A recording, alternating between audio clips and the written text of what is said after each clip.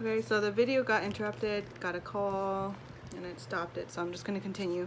But I was saying that I feel that there is a lot of support and resources for women. The stand keeps not working. Okay, so there's like a lot of support for women that are pregnant and support during birth. But there's not a lot of like information, I feel, or not a lot of women know how important the postpartum period is, and how important it is to have support during that time. I know it seems like there's a lot of pressure for women to kind of, get back in the swing of things, like once they have a baby, and, get back to how life used to be. But the postpartum period really is a time for women to just heal and rest and have support and be nurtured by those around her, because if she isn't, then it does affect her healing, which can affect her, when she is older, the way that her body heals during postpartum period. So this is a great book for anybody who is currently pregnant, anybody who wants to have a child, anybody who has children, anyone who works with women, who's a birth worker, anybody who supports women in general, whether you're a mother and you want to support your daughter during the postpartum period, or your cousin or your sister or your aunt or your your niece. This is a really great book to read. This is something that I'll always come back to, just because this is the work that I do, and I really, really love postpartum care, providing support and care for women during the postpartum period. Another book that I read is called Barracoon. This was a good book. It was kind of hard for me to get through just because of the story and just the information here in this book, but it is a great book to read, and I highly suggest this book. Another book I read is Hunger by Roxane Gay, and she's an amazing, amazing, amazing writer. Another book that I read of hers this year was Difficult Women. Both of those books are amazing, so I suggest that you read her books because she's a great writer. Another book I read is Women and Money by Susie Orman. I think that the more that I'm learning, it's very, I'm learning how important it is for, women to really take a hold of their finances. So yeah, this is a great book if you want to read something that has to do with finances and just understanding more about money and how to be more in control of the money that you do make and the time that you put in to make that money. So, and another book that I read this year is Prenatal and Perinatal Massage Therapy. This is more of a textbook. I had to read it when I took additional continuing education classes on learning more about prenatal massage.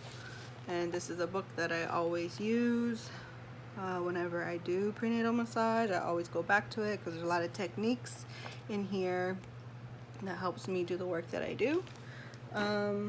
This book, Revolutionary Mothering, was actually a book that I read last year, but it's such a great book.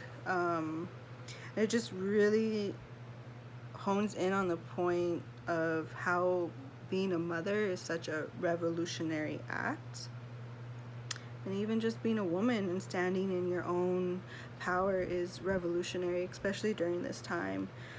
So I highly suggest this one too. I'm actually currently reading Emotional Grit, and this was actually given to me by one of my clients, and this is her book.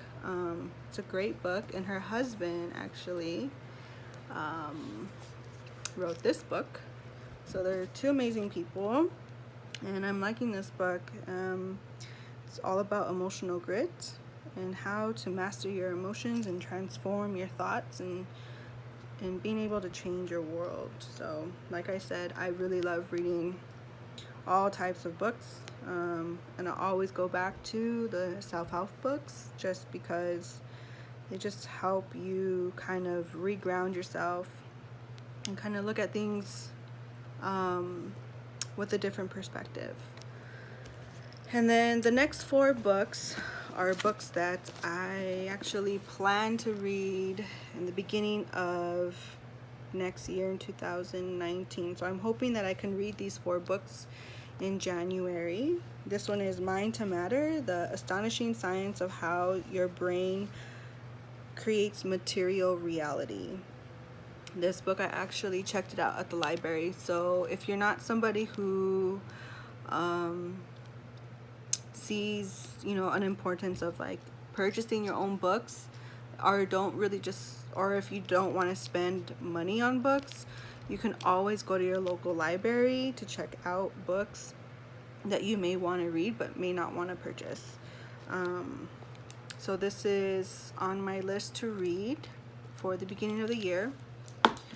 The next book that I plan to read in January is Year of Yes. I'm excited to read this book.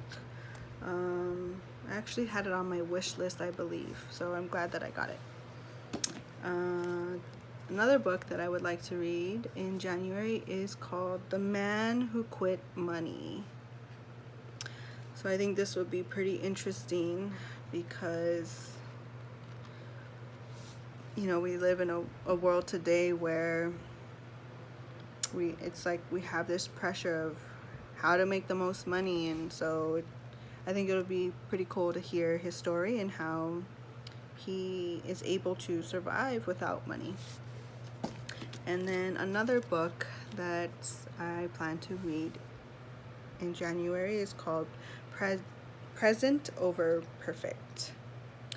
So once again, the whole concept or topic on being present came back around, so I thought this book would be a pretty good book to read. So those are all the books that I've read and plan to read. I really encourage you to take time to read just because it allows you to see things from a different perspective. I don't know, for me it's relaxing and I'm not spending a lot of time on the TV, and I feel like I have more of a balance in my life just by reading. And then something else that I would like to share is aside from me really loving to read, I also write, and I actually have self-published 3 books, and they're poetry books, and so I thought I'd share them. This one is the first book that I self-published, called Journey Through the Heart. And it's just poems that I wrote over the course of about 10 years. I went through a period where writing was my way of just coping through things that I went through, especially through like relationships. So that's how these books came about. So Journey Through the Heart. And then I also have the Spanish version of the first book. So there's that one. And then this book is called Palabras, and this is also a poetry book. And then I also self-published another book called Womanhood, and that is more like a workbook type of book, a reflective type of book where you can like actually write in.